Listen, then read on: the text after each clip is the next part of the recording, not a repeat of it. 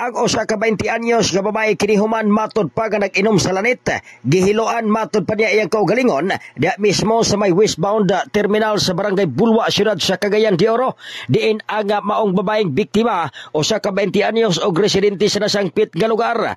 Ang rason matud pas pagkutlo sa iyang kinabuhi, ang giignan lang nga walay lami ang iyang paninda nga mga kakanin kay nagbaligya kini siya sa kakanin diya mismo sa may barangay Bulwa, siyudad sa Cagayan de Oro, og ang iyang gipangbaligya ang bulanghoy nga puto og matud pa giignan siya sa iyang mga customer nga way lami ang iyahang mga gipangbaligya hinungdan rason nganong gikutlo niya iyang kinabuhi pinaagis pag-inom sa lanit.